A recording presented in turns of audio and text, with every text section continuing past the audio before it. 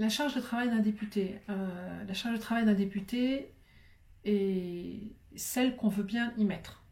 Donc je peux donner beaucoup, je peux donner moyen, je peux donner peu, je peux donner rien. Personne ne contrôle ce que je fais, sauf l'électeur, évidemment. Je trouve que les sujets qu'on a à traiter à l'Assemblée sont tellement passionnants que moi j'ai choisi de m'investir beaucoup. Donc je travaille beaucoup. Mais ça je ne le regrette absolument pas, il n'y a aucune plainte dans ce que je dis. Donc ça fait des journées de travail très longues. En fait on n'a jamais fini. On a toujours quelque chose d'intéressant à faire. Il y a toujours un sujet à traiter. Donc on pourrait travailler absolument sans interruption et faire des choses toujours passionnantes. Donc du coup la charge est très importante et je dois reconnaître que bien qu'ayant passé beaucoup de concours dans ma vie, bien qu'ayant fait de longues études, je crois n'avoir jamais autant travaillé que depuis que je suis parlementaire. Et dans le même temps, je crois n'avoir jamais autant appris, puisque tous les jours, j'apprends quelque chose de nouveau. Tous les jours, je travaille sur des dossiers différents, donc je trouve ça passionnant. Pour moi, je trouve que c'est une chance extraordinaire que d'apprendre tous les jours et de travailler avec bonheur sans compter son temps, même s'il est un temps très long.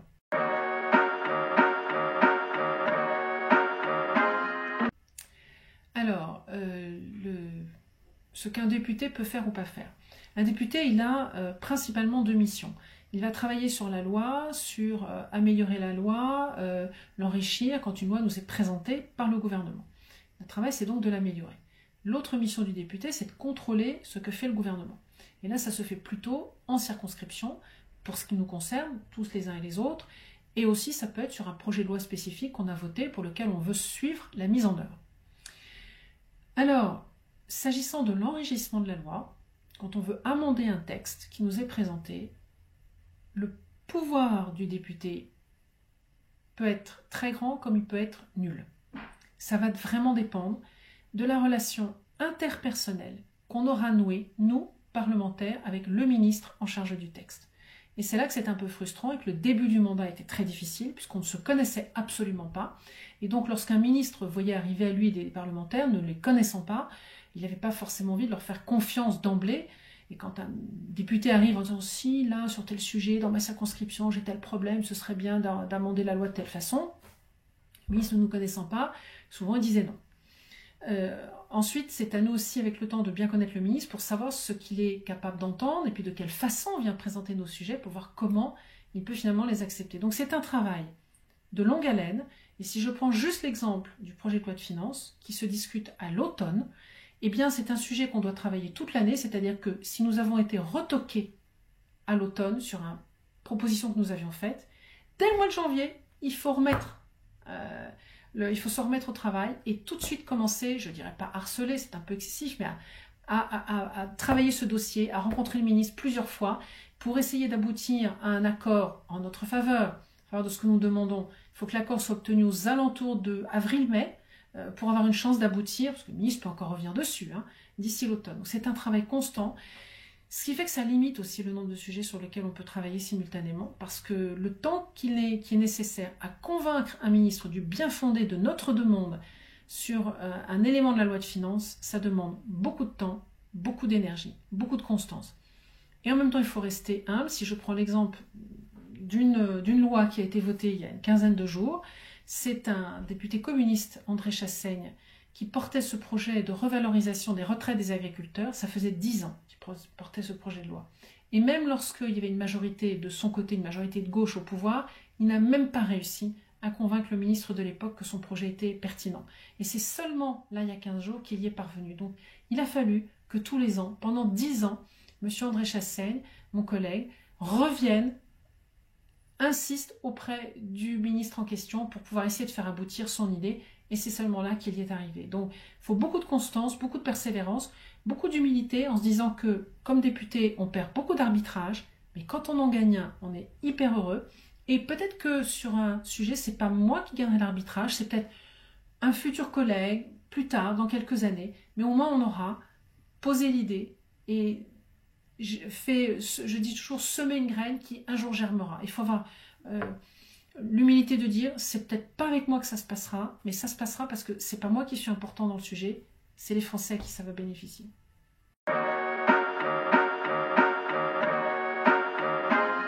Alors, un avant et un après. Dans ma façon d'exercer mon mandat,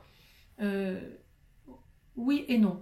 j'ai bien ressenti dès le début de mon mandat, et d'ailleurs avant comme citoyenne, je vais revenir à avant, comme citoyenne, je n'avais finalement aucun contact avec mon député. Très très peu de contact avec les sénateurs qui me représentaient. Depuis toute petite à l'école, j'ai jamais vu un député, j'ai jamais vu un sénateur. Donc pour moi, depuis toujours, l'élu parlementaire, élu local, c'était quelqu'un de loin et que je ne connaissais pas. Donc quand je me suis intéressée à cette fonction de parlementaire, très vite pour moi, il est apparu évident que je devais trouver les moyens de me rendre proche de mes électeurs. Je me disais, mais ils ne me connaissent pas, comment peuvent-ils me faire confiance s'ils ne me connaissent pas? Donc pour moi, c'était important. Donc j'ai travaillé ça déjà pendant la campagne, et une fois que j'ai été élue, c'était pour moi un élément très important que de développer cette proximité le plus possible avec mes électeurs. Lorsque la crise des Gilets jaunes est arrivée, et que j'ai vu que finalement, autour de cette crise, ce qui ressortait beaucoup, c'est finalement ce que moi j'avais ressenti depuis des années comme parlementaire, cette distance entre les élus, les décideurs politiques et les citoyens. Et lorsque le grand débat est arrivé, j'étais vraiment heureuse de ce grand débat. J'ai trouvé que c'était un outil extrêmement utile pour aller au contact de ceux des citoyens, tous n'en ont pas envie, pour se faire connaître, parler, discuter, argumenter. Et moi, j'ai toujours considéré aussi depuis le début de mon mandat, même si j'ai 15 années derrière moi de présence à l'étranger, de connaissance de ce que c'est que la vie à l'étranger, je la connais dans une partie du monde, je ne la connais pas partout. Donc je me suis dit que si je n'avais pas ce contact avec les autres Français à l'étranger pour qu'ils me disent ce que eux jugent important, utile ou nécessaire, je ne vois pas comment je pouvais être pertinente à l'Assemblée. Donc j'ai toujours trouvé depuis le début de mon mandat qu'il fallait que j'ai cet échange pour qu'on me connaisse et pour que je sache quels étaient les besoins de mes concitoyens. Et après la crise des Gilets jaunes, je me suis dit, ça ne fait que renforcer mon envie, mais dans ma méthode de travail, j'ai continué à faire mes emailing, mes visioconférences, mes Facebook Live, tous ces outils que j'utilise pour essayer, et les déplacements au plus possible, pour essayer d'être en contact le plus rapproché, le plus fréquemment possible avec les électeurs.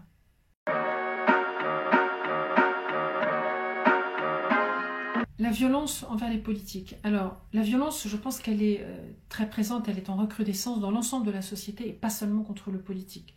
Je pense qu'une partie de ça est liée aux réseaux sociaux, au fait qu'on peut s'exprimer sur les réseaux sociaux de façon très libre, de façon très anonyme, on est caché derrière son écran et la parole est presque libérée. Moi, je trouve une partie de la responsabilité pour moi se trouve du côté des réseaux sociaux. Dans la vie courante, maintenant, je suis bien frappée. Quand je me promène dans la rue, je parle de la France, par le fait que les gens se parlent parfois sur un ton. Je me rappelle une fois avoir attendu quelqu'un à l'aéroport à Paris, à Roissy-Charles de Gaulle, et devant nous, un monsieur qui était juste devant moi et qui m'empêchait de voir, et très gentiment, je lui dis, monsieur, s'il vous plaît, est-ce que je peux juste vous décaler, que j'arrive à voir les personnes qui arrivent? Il s'est retourné vers moi, j'ai cru qu'il allait me frapper. Et vraiment, j'étais extrêmement surprise, complètement désarçonnée par cette réaction d'une immense violence. Donc il y a une violence qui monte et qui n'est pas seulement à l'encontre du politique. Maintenant, le politique cristallise aussi beaucoup de passion, d'émotion. Et personnellement, je n'ai pas peur. Mais oui, sur les réseaux sociaux, je suis victime de violences comme sans doute beaucoup de mes collègues. Je ne réponds pas aux messages d'insultes, d'injures, parce que ça ne mérite pas. Je préfère répondre par le mépris et par l'ignorance. En revanche, je mets un point d'honneur à répondre à tous les messages qu'on m'envoie dès lors qu'ils ne sont pas justement injurieux ou critiques. Et puis, à Paris ou en France, je n'ai pas de crainte, mais j'ai été frappée de voir que, suite à une lettre de menace que j'ai reçue à Paris, de menace de mort d'ailleurs, j'ai dû me signaler aux autorités de police et à Paris et en province où je suis élue maintenant locale. J'ai été frappée de voir que je m'étais jamais signalée localement aux autorités parce que je considère que j'étais en résidence secondaire et que j'avais pas de raison de se faire savoir que j'étais là. Et donc ça faisait 3 ans que j'y venais sans que personne ne soit au courant qu'il y avait une députée qui soit là, et ça me convenait très bien. Et là le gendarme m'a dit, vous savez, il fallait nous le dire, c'est important, vous savez, avec vos collègues aussi on doit faire attention. Bon. Donc j'ai bien senti à travers cette réaction, qu'il y avait une préoccupation sur la protection des élus. Je le regrette vivement parce qu'on est des citoyens comme les autres et que nous, on a besoin d'être mélangés à tout le monde et d'être au contact de la population, ce que je continuerai à faire. J'ai absolument pas peur, mais je regrette vivement cette violence et je ne sais pas pourquoi et comment on pourrait y répondre pour apaiser les tensions, les émotions et revenir à un niveau d'échange qui soit plus serein.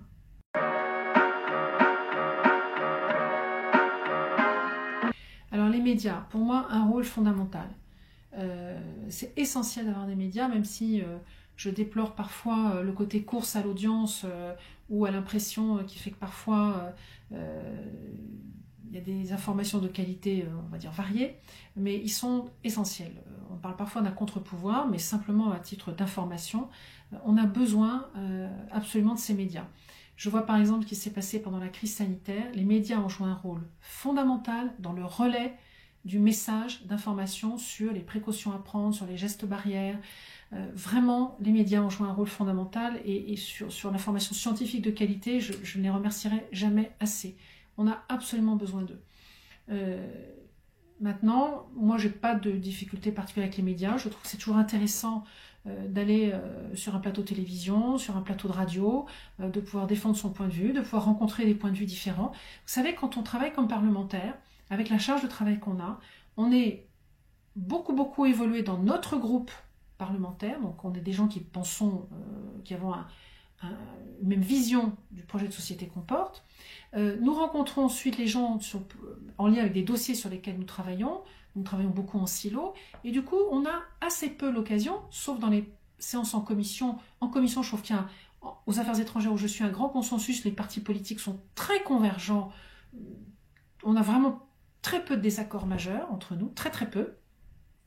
Et puis en séance, il peut y avoir, là, il y a beaucoup plus des postures, et du coup les occasions d'avoir des échanges un peu plus de fond, plus argumentés, avoir quelqu'un qui nous apporte un argument auquel on doit répondre sur un sujet particulier, mais finalement, moi je le retrouve avec pas mal de plaisir sur les plateaux télévision, les plateaux radio, où là on est face à des personnes d'autres partis politiques avec d'autres visions, d'autres arguments, sur des sujets qui ne sont pas forcément le sujet épidermique qu'on traite en séance sur un petit amendement hyper technique, mais sur des sujets de fond qui touchent notre société, nos concitoyens. Donc finalement les médias, je trouve que c'est bien, à la fois pour nos concitoyens, pour être informés, avoir une information éclairée, et pouvoir se faire une opinion.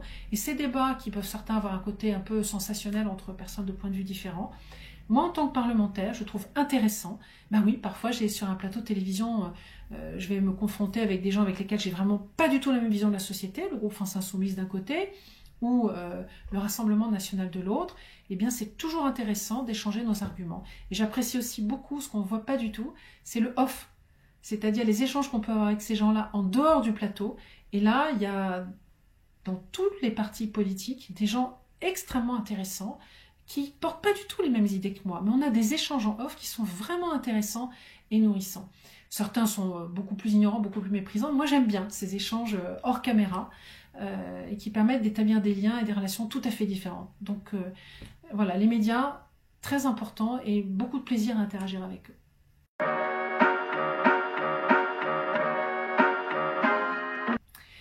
La Convention citoyenne sur le climat. Alors, un exercice de type démocratie participative très intéressant, qui a d'ailleurs été déjà expérimenté dans d'autres pays ou est en cours de mise en place dans d'autres pays, je pense notamment à l'Irlande. Un exercice intéressant qui vient compléter, là aussi, je trouve que le risque de la fonction politique que nous occupons comme parlementaires, c'est du fait de la charge de travail, d'être toujours sur les mêmes sujets, de manquer peut-être d'ouverture, de recul, et du coup de s'en remettre trop peut-être au point de vue que le seul parti politique auquel nous appartenons, je pense que ça vaut pour tout le monde la même chose, porte.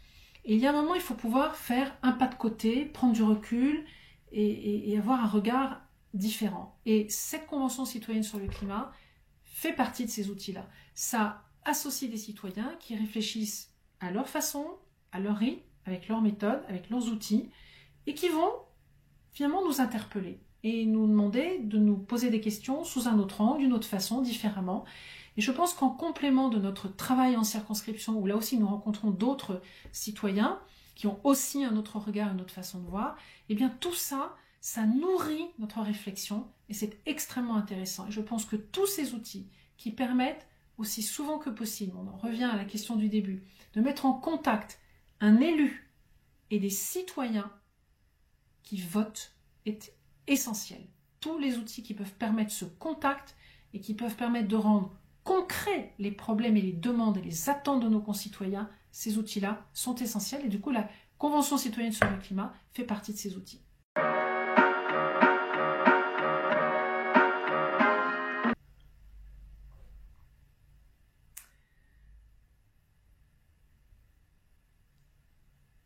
Après 3 ans de mandat, le regard sur notre système démocratique. Alors, pour vivre à l'étranger depuis longtemps, avoir passé près de 20 ans de ma vie à l'étranger, extrêmement fière de la démocratie française. Elle n'est pas parfaite, mais extrêmement fière. Nous avons la chance d'avoir ces piliers indispensables que sont la liberté d'opinion, la liberté de la presse, la liberté de circulation, la liberté de choisir son destin finalement, avec une nuance près, socialement, il y a des classes sociales, j'aime pas le mot classe, mais c'est quand même ce qu'il faut utiliser, qui n'ont pas accès à un véritable choix de leur destin, et nous y travaillons. Maintenant, la démocratie française, elle est quand même perfectible.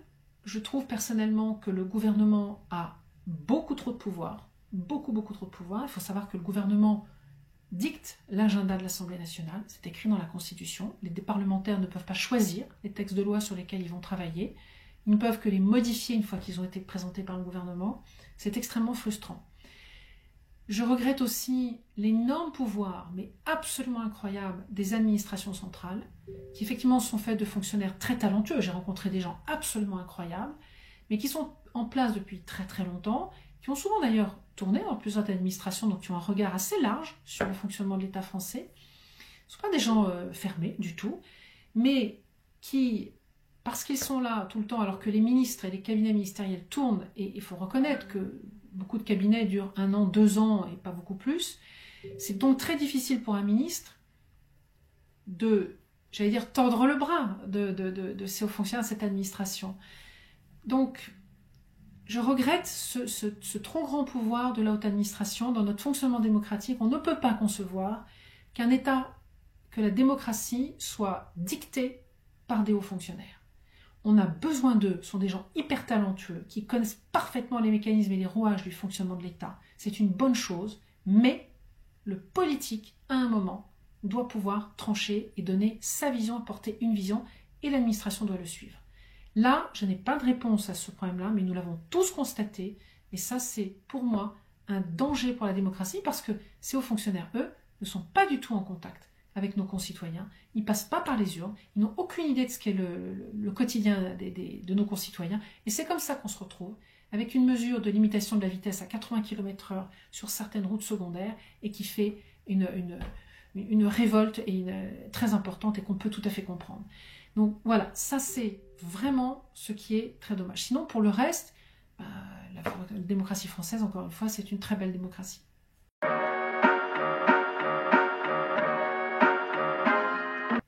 Tu poses une colle. J'ai pas l'habitude d'être fière de moi.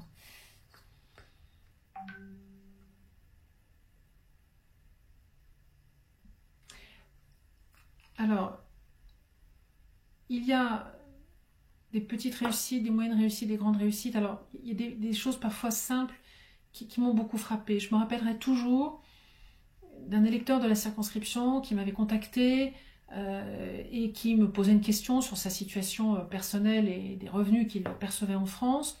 Et je me suis aperçue, en creusant un peu son dossier, qui recoupait d'ailleurs beaucoup d'autres dossiers, qu'il y avait une information qu'il n'avait pas, et qui faisait que, en gros, il payait trop d'impôts sur ses revenus de source française. Et donc, je lui ai donné cette information, il a pu faire une réclamation, et il a été remboursé des sommes injustement prélevées depuis plusieurs années. Cette petite réussite, ça peut paraître une petite chose d'un point de vue parlementaire pour certains, mais je sais que pour ce monsieur, c'était beaucoup. Pour d'autres, après lui, c'était beaucoup aussi. Je regrette beaucoup qu'il faille passer par un parlementaire pour expliquer la loi, pour qu'un citoyen ait accès à ses droits. Ça, c'est un vrai sujet et j'aimerais qu'un jour, notre société puisse fonctionner normalement et que chaque citoyen puisse faire valoir ses droits sans avoir besoin de passer par son parlementaire.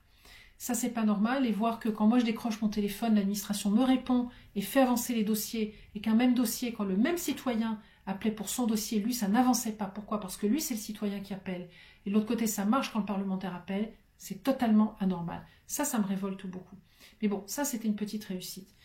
Les grandes réussites du mandat, pour moi, ça a été d'avoir cette parfaite cohérence qui, dans tout ce que nous entreprenons, met finalement le citoyen au cœur de nos réflexions. Je sais que ça peut étonner beaucoup quand on dit ça, mais je vais vous faire le récit de certain nombre de mesures que nous avons prises pour montrer la cohérence, et j'en suis fière de ça. Ça commence, c'est toute une trajectoire de vie sur laquelle nous essayons d'agir. On a commencé à la naissance avec la petite enfance. Nous avons mis en place un certain nombre de dispositifs pour améliorer les 100 premiers jours de vie d'un enfant, car tous les enfants à la naissance n'ont pas en France une égalité de destin. Certains sont prisonniers de la situation sociale dans laquelle ils naissent. Puis, à 3 ans, nous avons décidé de rendre l'école maternelle obligatoire à tous les enfants. C'est fondamental, ça change vraiment la destinée de beaucoup d'enfants.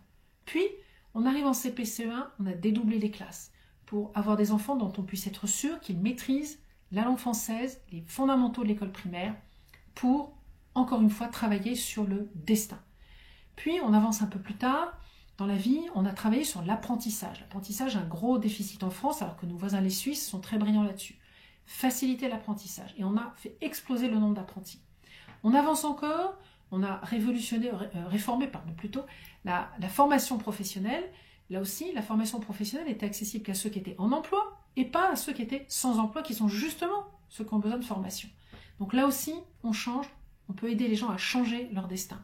Et puis on avance dans la vie, là on a aidé les entreprises à pouvoir créer de la valeur, à la redistribuer à leurs salariés pour qu'elles puissent grandir et donc créer de l'emploi, puisque encore une fois, nous ce qu'on veut faire, c'est donner accès à du travail au plus grand nombre d'ailleurs. C'est pour ça qu'on avait considérablement fait baisser le chômage avant la crise sanitaire. Et puis on en était arrivé au point ultime de cette longue vie avec la période de la retraite, pour laquelle nous avons proposé un système qui permet notamment de revaloriser les petites retraites, les carrières hachées, les carrières féminines, qui sont tout ça des personnes qui au bout du compte avaient très peu de retraite. Vous voyez cette cohérence qui, dans tout ce que nous avons fait, a mis l'individu, l'être humain au centre de notre réflexion, avec un vrai courage politique, parce que derrière la plupart de ces mesures que nous prenons, ce n'est pas des mesures électoralistes, elles ne montreront pas leurs fruits aux prochaines élections. Les dédoublements des classes en CP-CE1, vous n'avez qu'à faire le calcul. Un enfant qui est rentré en CP à la rentrée de septembre 2017, il rentre en 6e en 2022. En 2022, si tout va bien pour lui. 2022, c'est septembre 2022. C'est après les élections. Donc cette mesure-là, pour être capable de voir si les enfants qui ont bénéficié des classes dédoublées vont vraiment en profiter pour leur rentrée en 6e, on ne le saura pas pour les prochaines élections. Revaloriser les retraites, ça se voit seulement quand les gens prendront leur retraite. C'est une mesure dont on verra l'effet dans 20 ans, dans 30 ans, dans 40 ans. Ça, c'est ce que j'appelle des mesures courageuses. On les prend alors qu'on ne verra même pas le bénéfice pour les prochaines élections. Eh bien moi, je suis fière de ça. Je suis fière d'avoir été capable de mener à bien ces projets en me disant, c'est pas moi qui en porterai le fruit, c'est pas moi qui en bénéficierai, c'est mes concitoyens, c'est même pas les prochains élus. C'est mes concitoyens, c'est les futurs Français qui vont naître ou qui vont aller dans nos écoles ou qui vont se former, qui auront pour une fois, enfin, contrairement à leurs parents, une véritable égalité de destin. Ça, j'en suis très fière.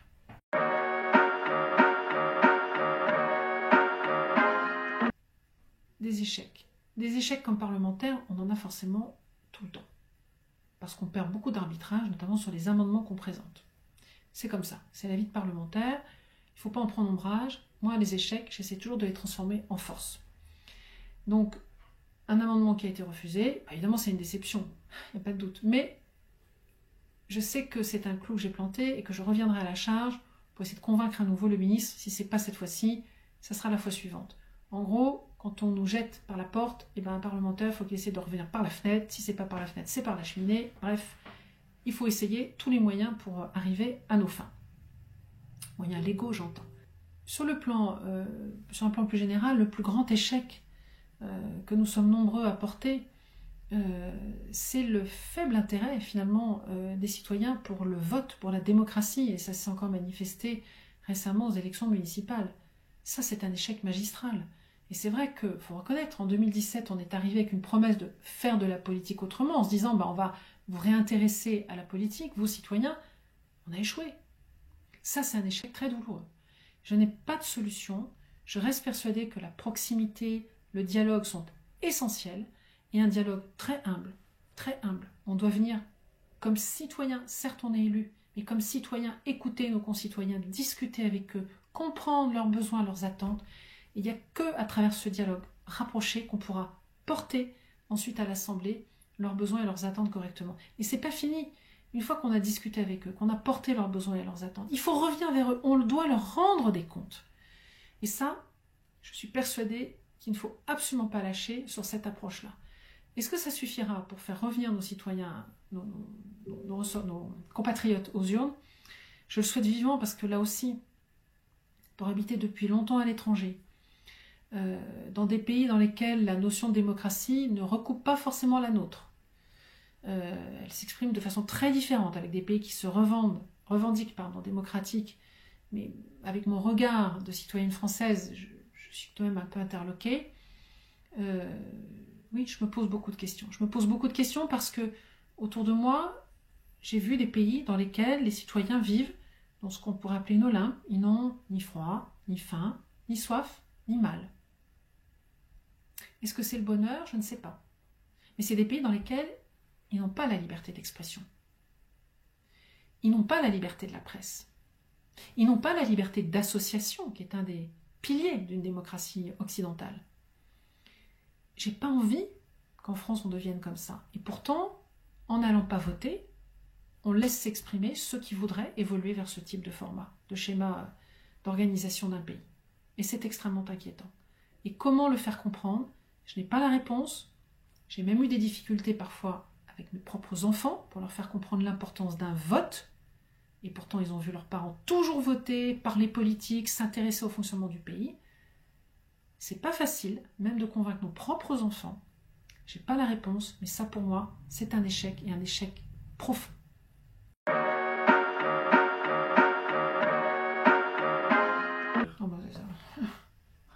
Le plus gros défi de la classe politique, c'est de faire venir voter les gens. Il n'y a pas 36 solutions. Il n'y a pas de démocratie si on ne vote pas. Un pays dans lequel on ne vote pas, ça s'appelle une dictature. Il faut appeler les choses par leur nom. Donc votez, votez, votez. Votez. Enfin, voilà, donc le défi des politiques, c'est d'appeler nos concitoyens à aller voter, à donner leur avis. Je ne vous demande pas de penser comme moi, mais je vous demande de voter. Encore une fois, je le répète, un pays qui ne vote pas, ça s'appelle une dictature.